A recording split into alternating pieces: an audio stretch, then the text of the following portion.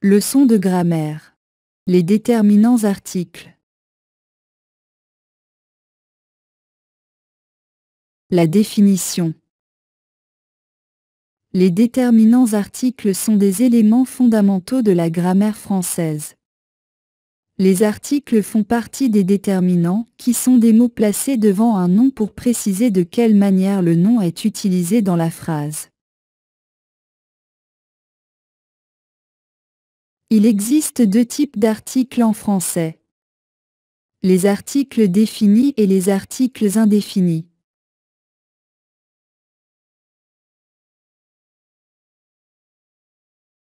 Les articles définis.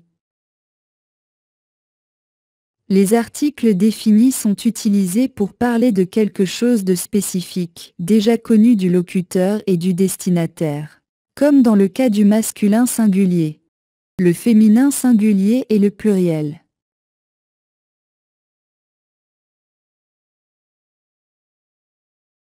Les articles indéfinis. Les articles indéfinis sont utilisés pour parler de quelque chose de manière générale ou non spécifique. Comme dans le cas du masculin singulier, le féminin singulier et le pluriel.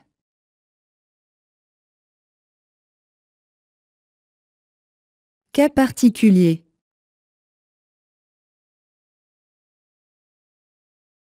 Comme mentionné précédemment, les déterminants articles comprennent les articles définis, le, la, les et les articles indéfinis, un, une, des.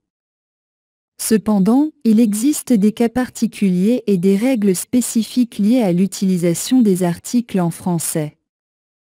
Voici quelques détails supplémentaires et des cas particuliers à considérer. Il existe des cas particuliers dans les articles. L'article partitif.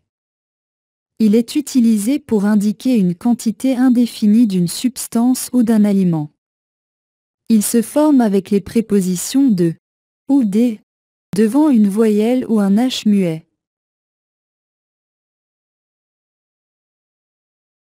L'article partitif est utilisé pour indiquer une quantité indéfinie d'une substance ou d'un aliment.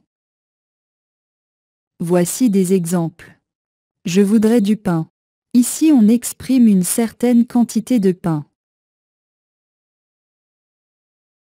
Je voudrais de la confiture. Ici on exprime une certaine quantité de confiture. Je voudrais de l'eau. Ici on exprime une certaine quantité d'eau. Lorsque l'article se combine avec une préposition qui se termine par la lettre A, il peut se contracter. À titre d'exemple, je vais au marché. Je parle aux enfants.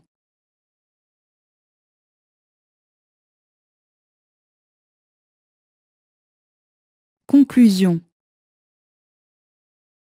Il est essentiel de noter que ces règles peuvent avoir des exceptions et que la meilleure manière d'assimiler ces nuances est la pratique régulière et l'observation des usages dans différents contextes.